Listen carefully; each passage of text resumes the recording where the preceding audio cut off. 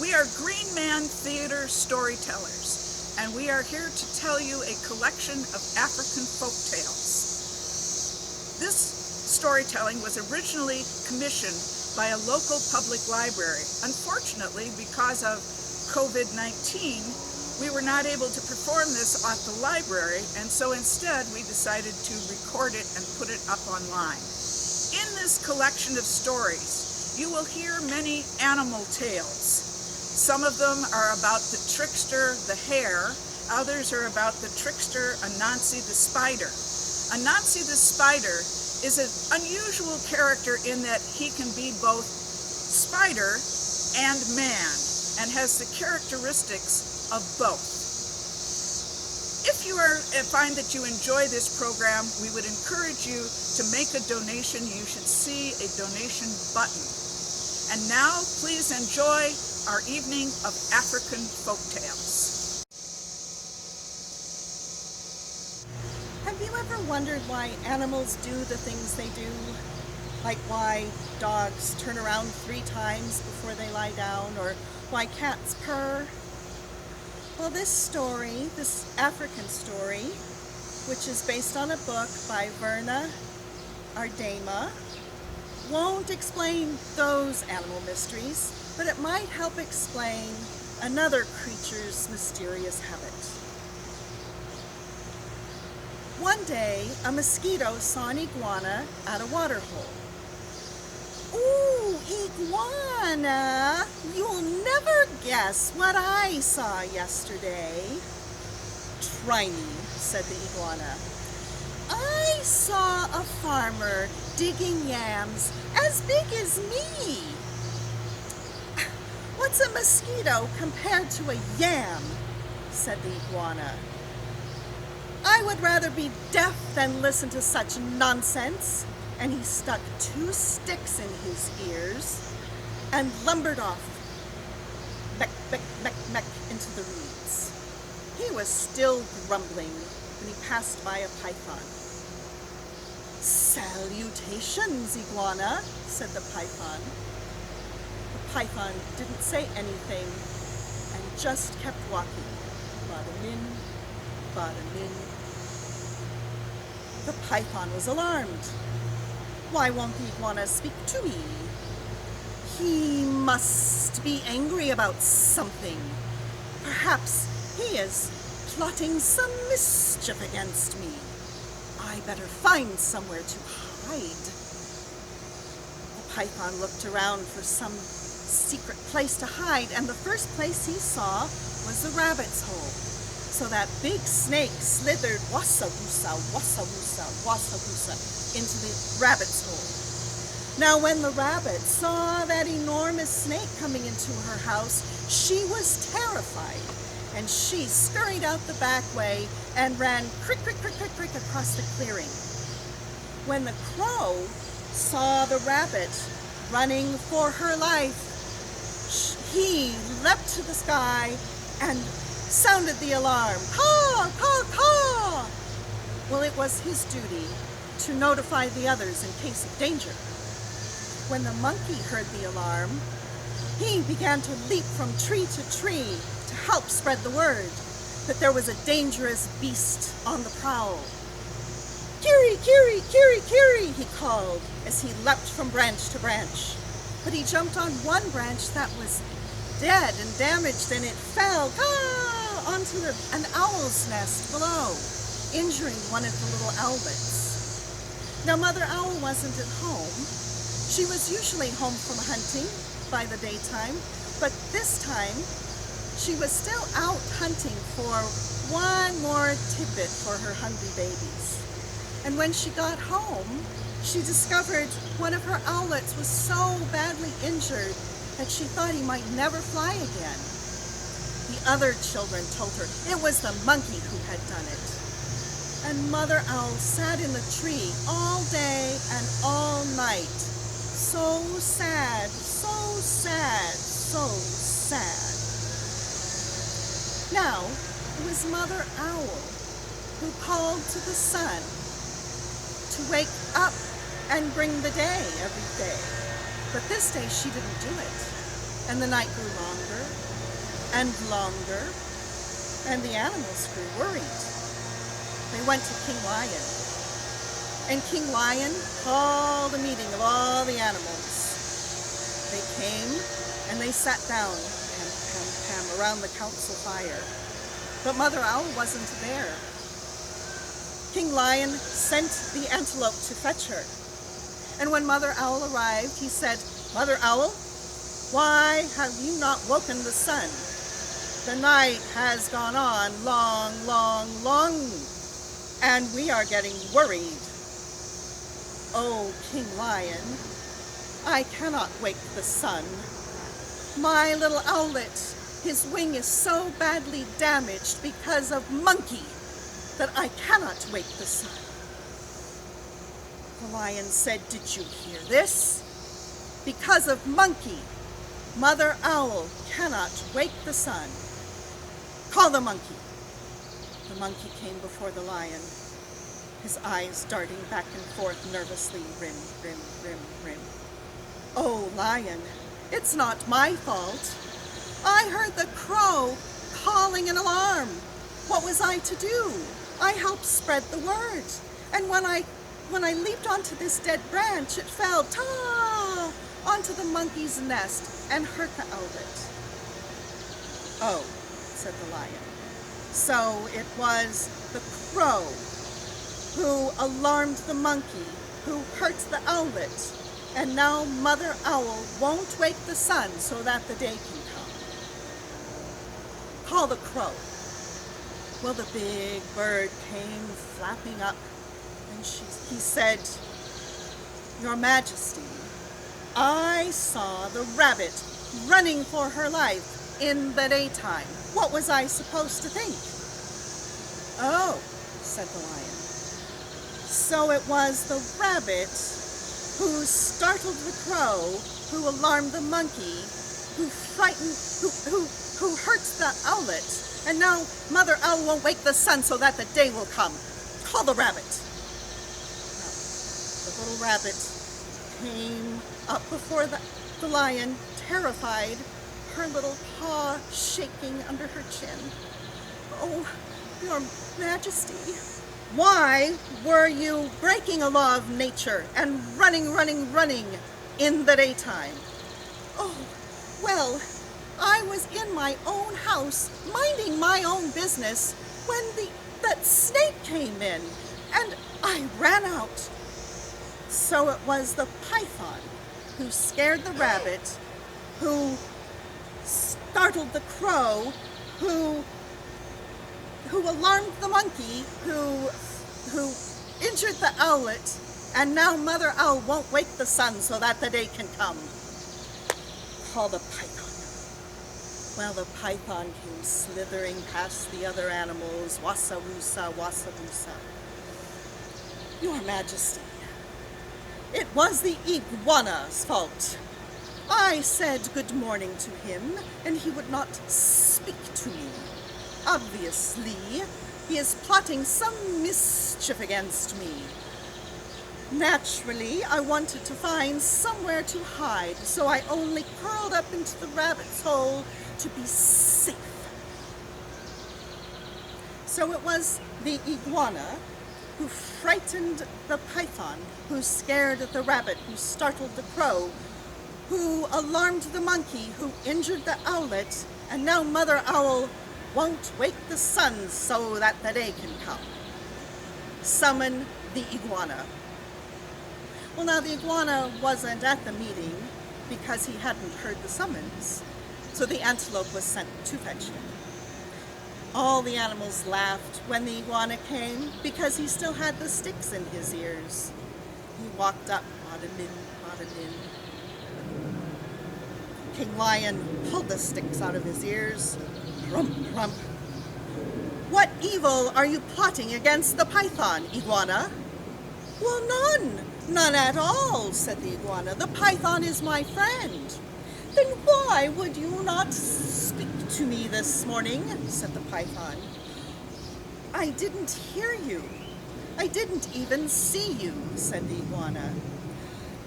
"That that mosquito had told me such a big lie, I was so annoyed with her that I put the sticks in my ears. Yeah, laughed the lion, and all the animals laughed. So, that is why you had the sticks in your ears.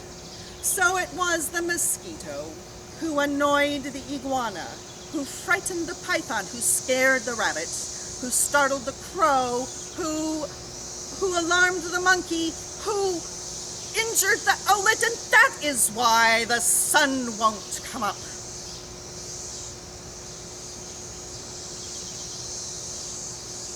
That is why the sun won't come up.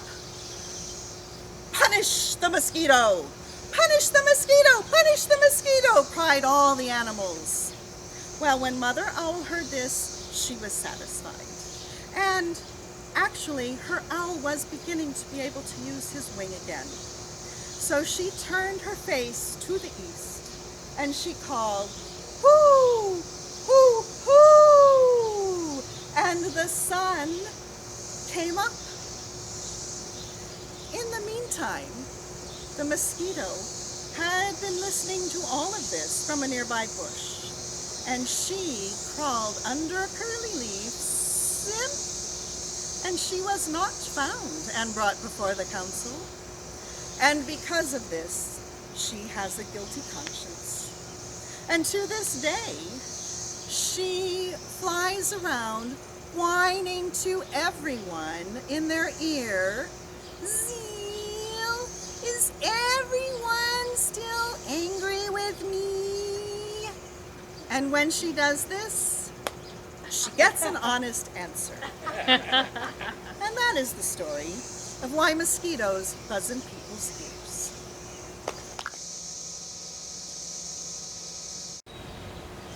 This is a poem by the South African poet, author, and political activist Alan Paton.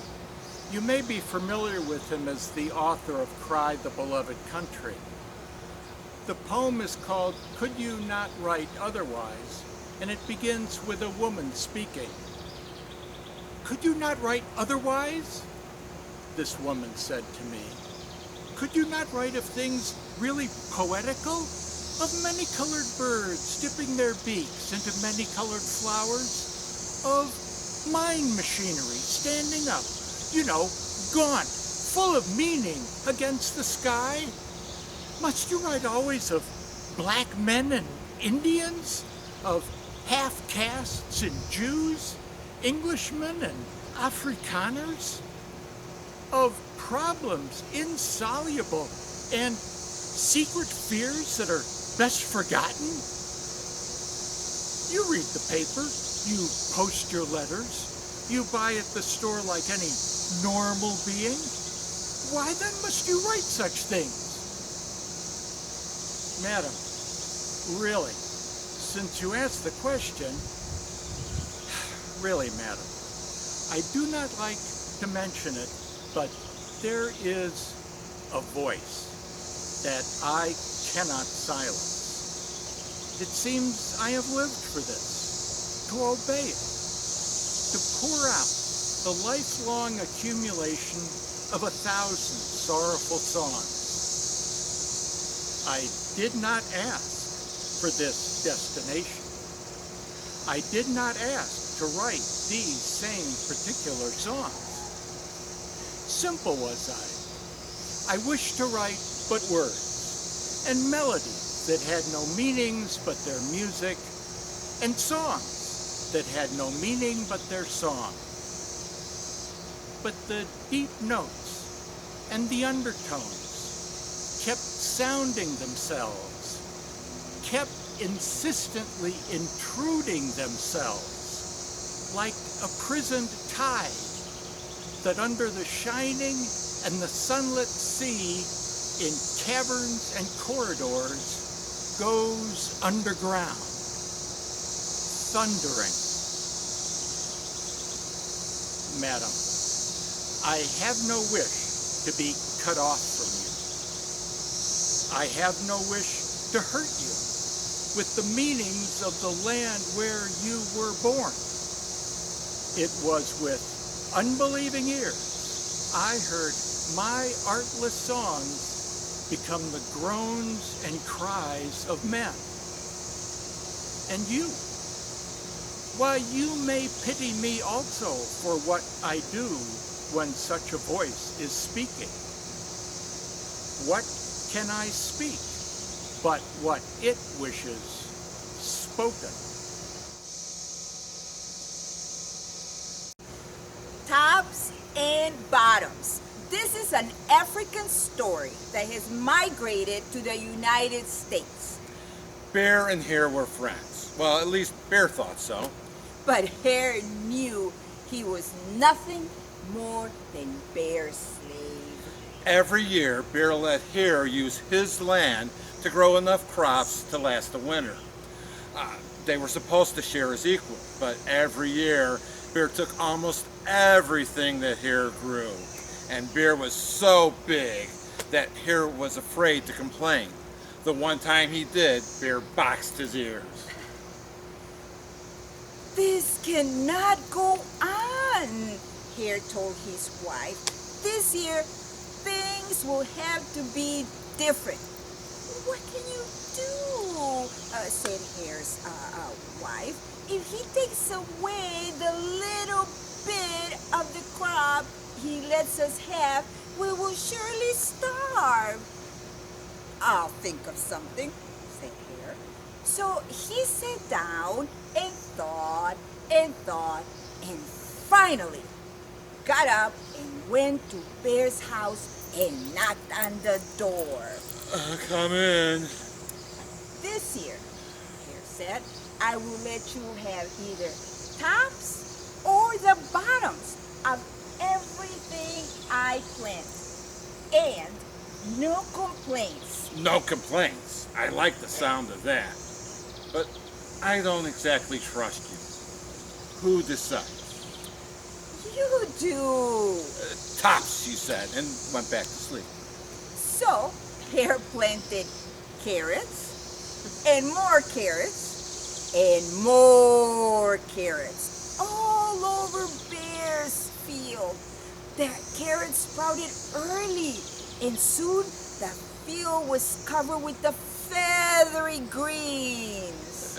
Bear strolled by and saw how tall the greens were growing. I still get all the tops. You bet! As long as I get all the bottoms. It's a promise. But at harvest time, Hare pulled out all the carrots that grew under the ground and kept them. He sold half the carrots, and he and his wife had the rest for dinner all winter long. Bear got the feathery tops and was not pleased. You fooled me, he growled. It was a deep growl and very scary. It won't happen again. Next year, I get the bottom. Oh, okay, Bear. Okay, as long as I get all the tops. Done. He bumped paws and Bear went back to sleep. But that spring, Hare planted snappies that grew on vines. They grew so quickly and so fast that he had to build a crisscross fence for them. And then the vines twined around the frame, up of the fence, growing toward the light.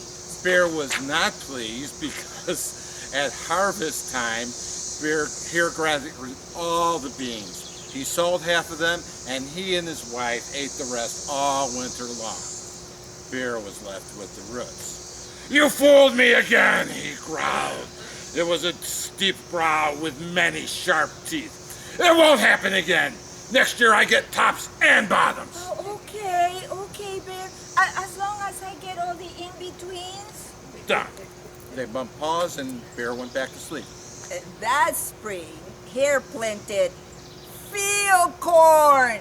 The roots went deep and the stalks grew high. Bear strolled by and inspected both the tops and the bottoms and was pleased. At harvest time, Hare cut down the stalks, and he gave Bear the roots, bottoms. And then he gave Bear the green stalks, tops. And I get the in-betweens, he said, which meant that he took all the ears of corn for himself. He sold half the corn, and he and his wife had the rest to eat all winter long. Bear was not pleased. He growled and showed his teeth. But there was nothing he could do.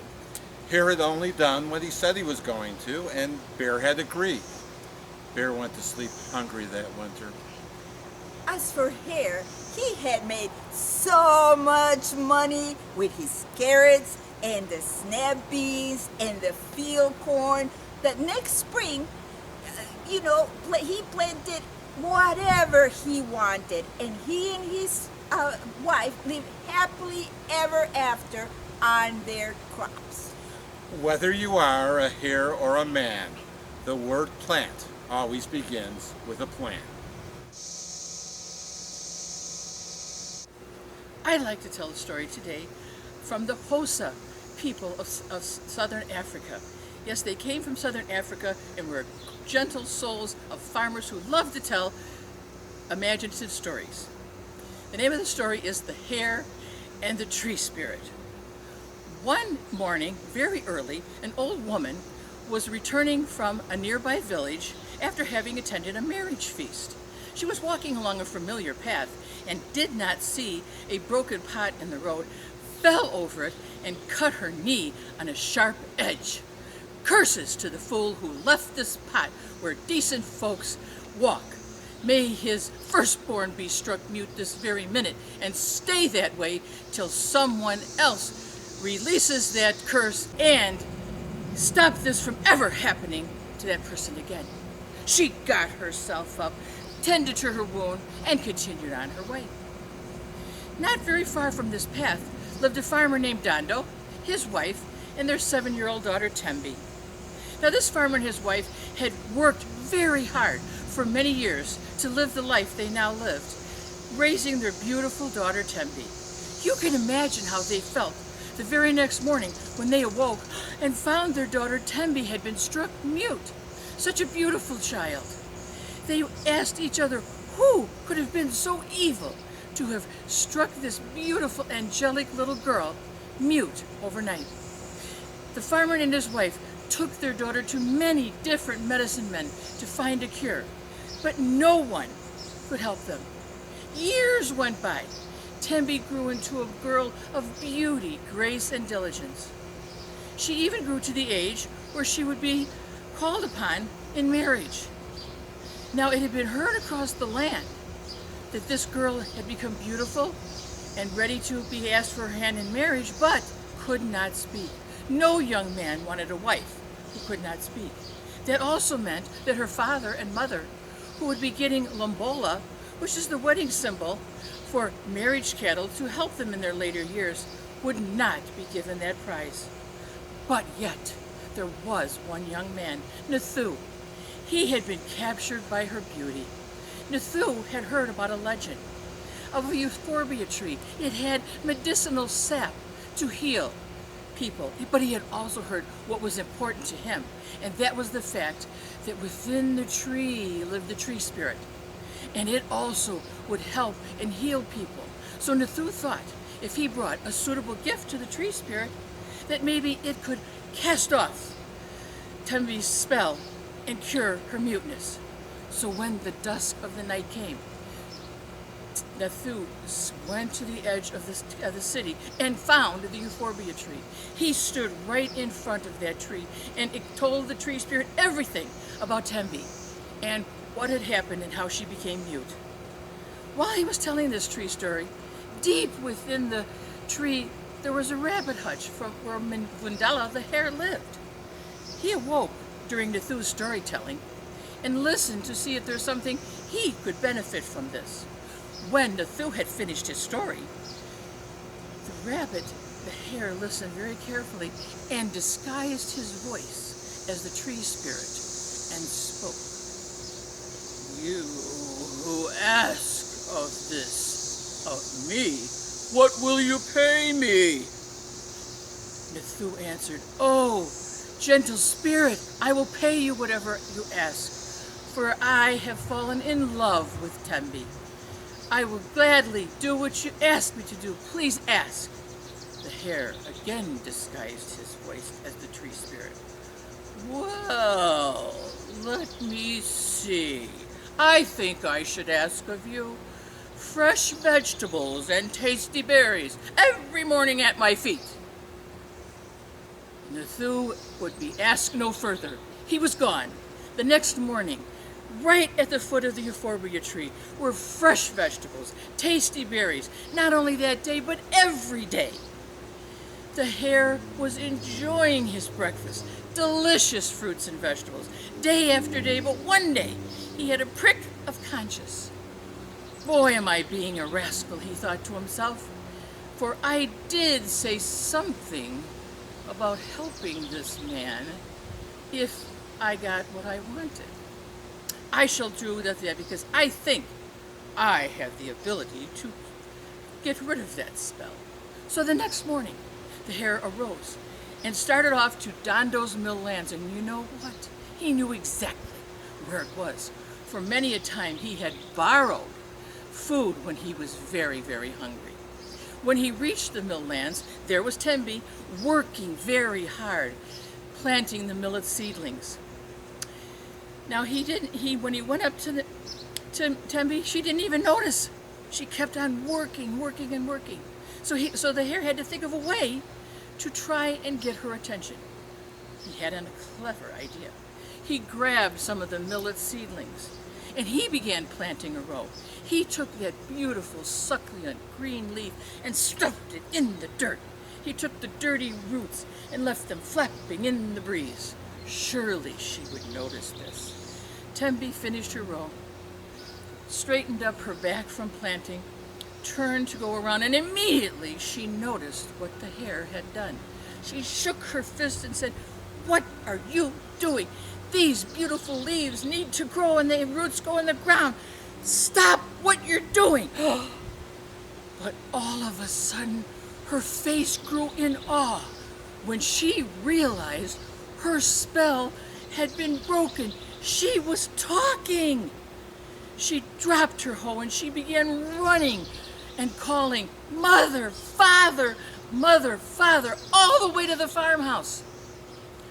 "Ha ha," said the hare. "It is so nice to see. The humans don't even stop to thank me, the tree spirit, for casting off the spell of muteness for that fine young lady. And I'm just wondering how much longer my friend Nathu will be bringing me, the tree spirit, my tasty breakfasts."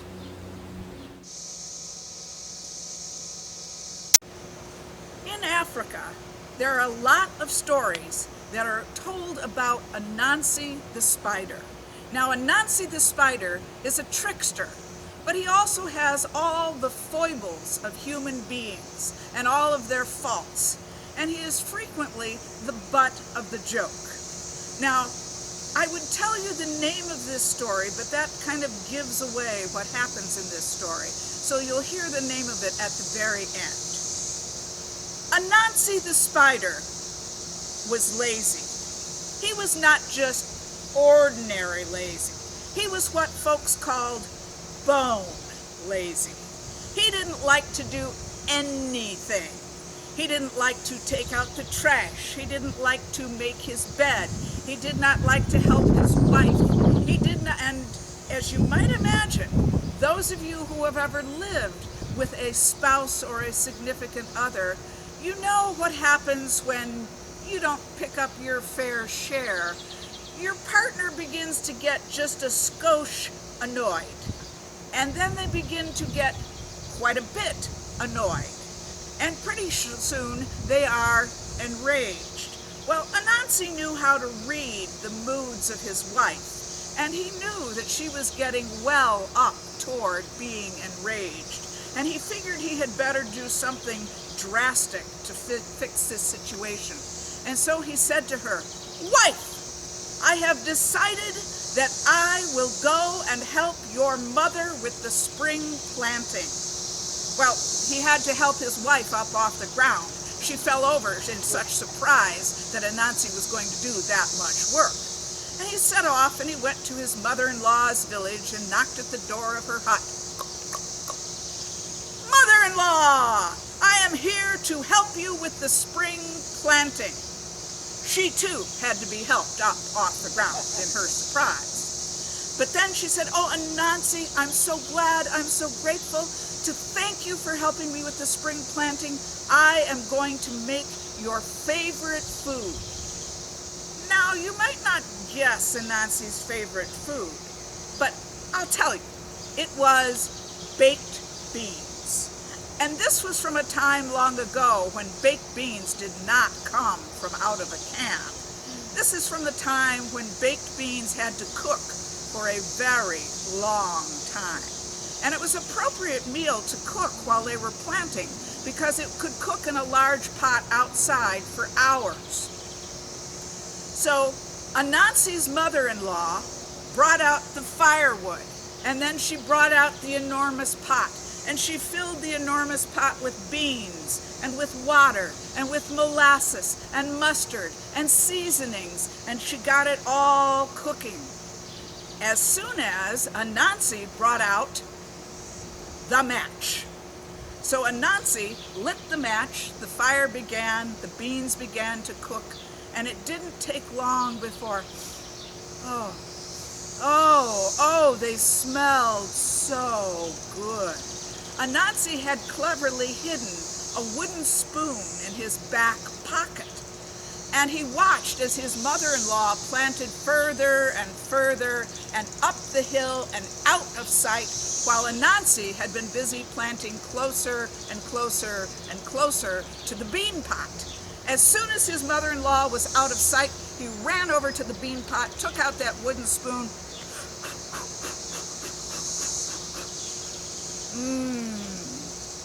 They tasted so good, but they were so hot.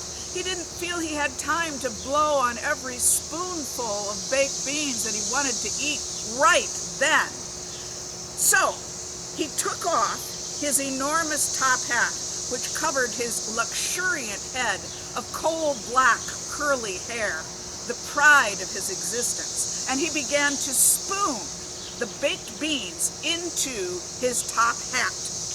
Just then, a flock of birds came flying down and began to peck up all of the little seeds that were being planted. The villagers, who saw from over the hill that the birds had swooped down but had not been scattered up, came running over the hill to see why the birds had not been ordered to go away. There was Anansi. Anansi had this hat full of steaming hot burnt beans. And he thought, what am I going to do with these beans? Now you and I would probably have dumped them back into the pot. But Anansi looked at that hat and he thought, I want these beans. I want them so much. They smell so good. They taste so good. Finally, he decided the only place that he could put them, he took that top hat and he put it on top of his head. His head began to shake because the beans were so hot. He couldn't stand how hot they were. And the villagers came running up and they said, Anansi, what are you doing? I just remembered today is the day of the hat-shaking festival in my father's village, and I'm practicing for the hat-shaking festival, and I have to go right now. And he took off and he began running. But what he hadn't counted on, what the villagers thought, that the idea of a hat-shaking festival was so interesting that they began to run right behind him. So Anansi was running, the villagers were running, the beans were feeling so hot, he finally couldn't stand it any longer. He ripped the hat from off of his head, and beans went everywhere. He had beans behind his ears. He had beans in his ears. Down the back of his neck, behind his knees, he had beans everywhere. And then he felt a breeze where he had never felt a breeze before. And he realized that the beans had been so hot that they had burnt every hair off of his head, that beautiful hair he was so proud of. And the villagers laughed. They laughed themselves so hard they had to double over. They were laughing so hard. And Anansi was so embarrassed, and he called out and he said, "Sky God, please allow me to cover my embarrassment." And so the Sky God graciously allowed Anansi to go and make his abode in the tall grasses. And that is why many spiders live in tall grasses to this day, and most spiders are bald.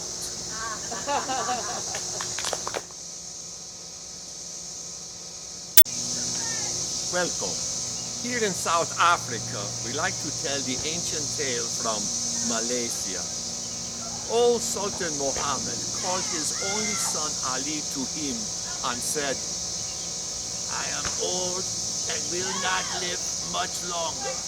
Go, take these coins, walk out into the world to discover wisdom and courage to rule in my stead. Return within a year, for I am old and will not live much longer." And so Ali walked out into the world. That night he spent it in an abandoned mosque. During the night he heard a loud thump, thump, thump and muffled voices.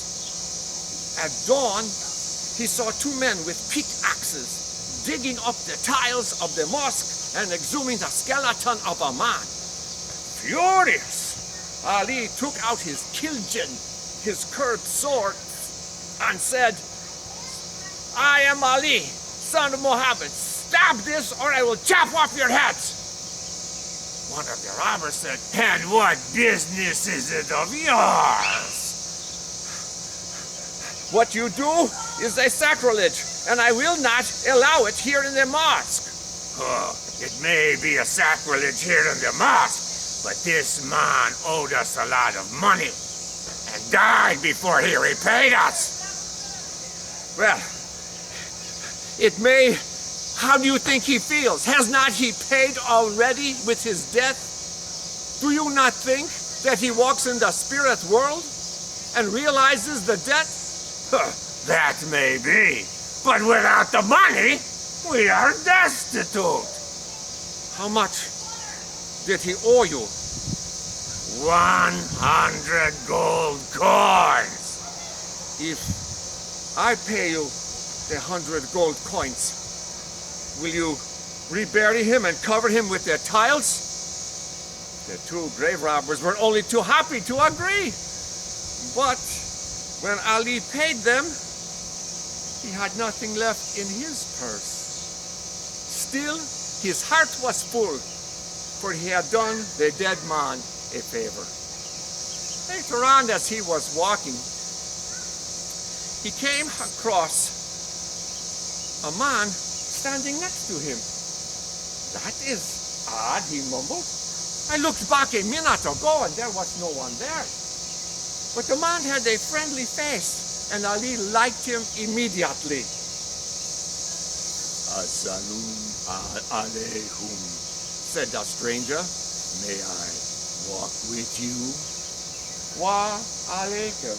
"Yes," said Ali. "Where are you going?" "Nowhere special. I would just like to accommodate you and walk with you." "Oh, you are more than welcome to be my companion." And so they continued to walk until they came to an inn where they had something to eat, which was paid for by Rajab. Outside was a fakir who had puppets who could walk without using any strings. Just then a dog came and tore off one of the heads of their puppets. Furious, the fakir took out his silver sword and was about to strike the dog. Wait, said Ali. Do not harm the dog, for the dog does not know what it is doing. Here, I will fix the puppet. And with that, he took out his ointment from his bag, smeared some on the neck and the head of the puppet, joined them, and immediately the puppet began to walk and to talk. Frightened, the fakir said, "What do I owe you for this?" "You owe me nothing," said Rajab. "However, I will take your silver sword." He gladly gave Rajab the silver sword and went on his way. "What will you do with a silver sword?" asked Ali. "It may come in handy." They continued then to walk until they came to a pitch-black mountain. "That mountain is evil," said Rajab. "It is called the witch's house. Never venture there on your own." Just then a woman approached them, carrying a bundle of wood. She tripped, fell, and hurt her knee. "Oh, poor woman, is there nothing we can do to help her?" Rajab reached into his bag and pulled out the ointment. "Here, I will spread some ointment on her knee." And he did, and immediately she was better. "Oh, how can I possibly repay you?" asked the woman. "You owe me nothing," said Rajab. "However, I will take one of your brackens, one in the shape of a palm branch." But she was only too pleased to give him the palm branch-shaped bracken. She thanked him and went on her way. "What will you do with a bracken?" asked Ali. "It may come in handy." They continued to walk until they saw the minarets of a large city, which Rajab suggested that they visit. Once inside the city walls, they looked up and heard the crystal clear sound of a snow-white singing songbird. "Oh, she sings beautifully," said Ali. "Yes, she sings the poeji, which is a sacred song." But no sooner had he said this, but the bird fell down dead at his feet. Rajab took out the sword and cut off the wings of the bird and put them into his bag. "What will you do with the bird's wings?" asked Ali. "They may come in handy." They continued to the center, the marketplace, which was very crowded and colorful. A beautiful princess rode by on a chestnut stallion. Everyone bowed. She is a poetiri, which means a woman of wealth and well-bredness. She is the Sultan's daughter and the most beautiful woman in the land. However, she appears most cruel, because she is under a witch's spell. The only way for the spell to be broken is for a man to answer her 3 riddles correct.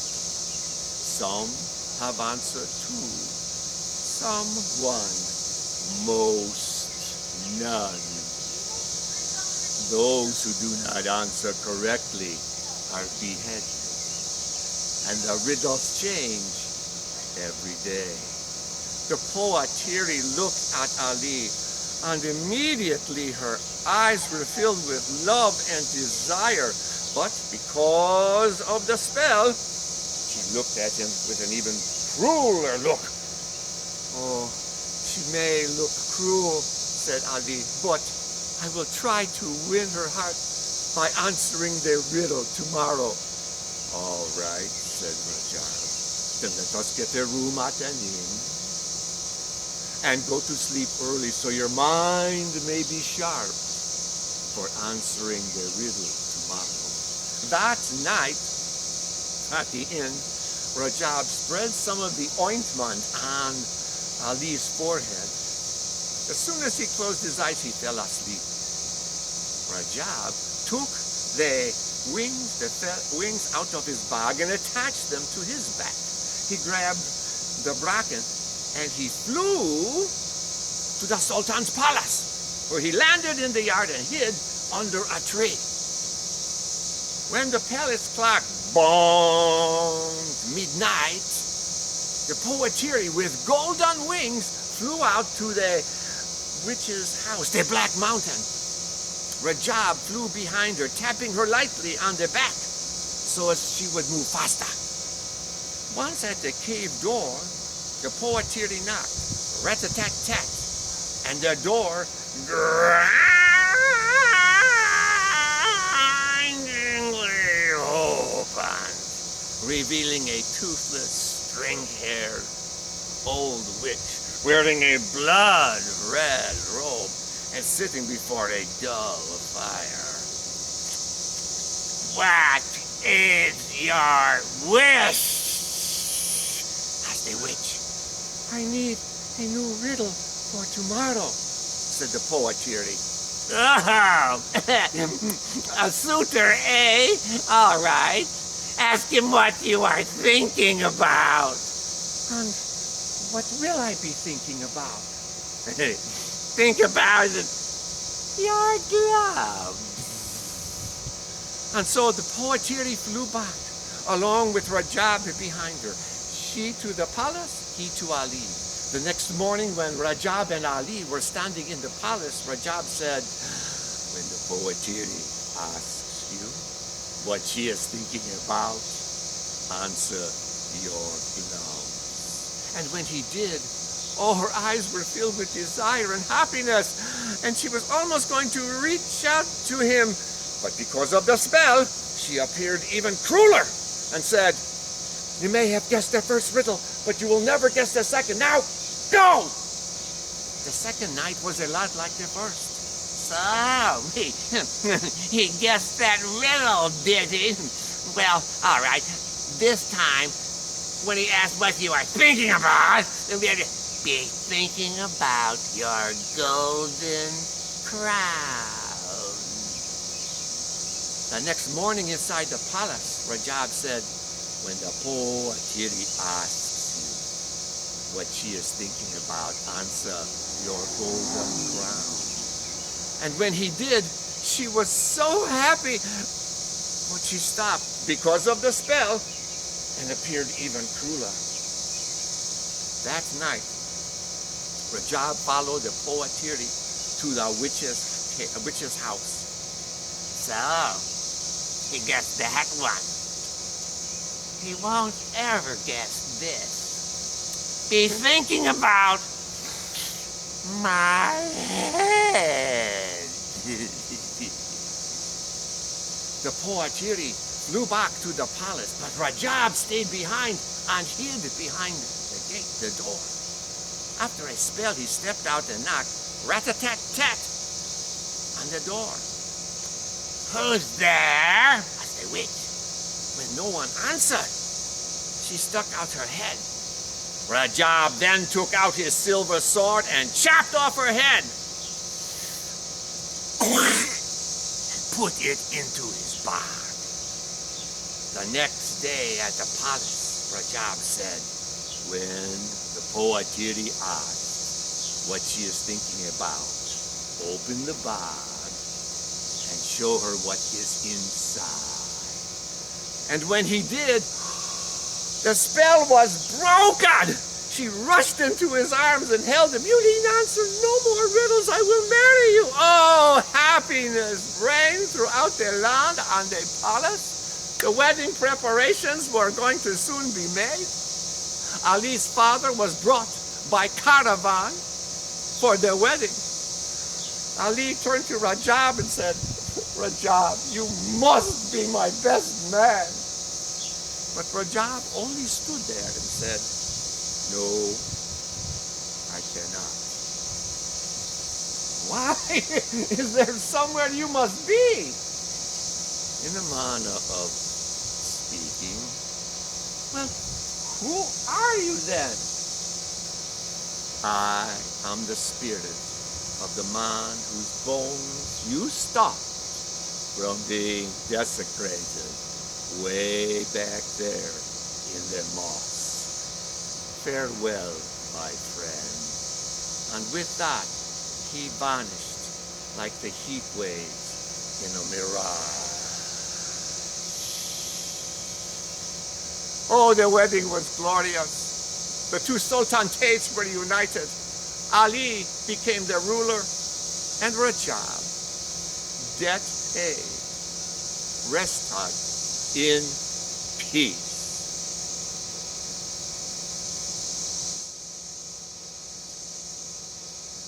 Thank you for watching our program of African folk tales.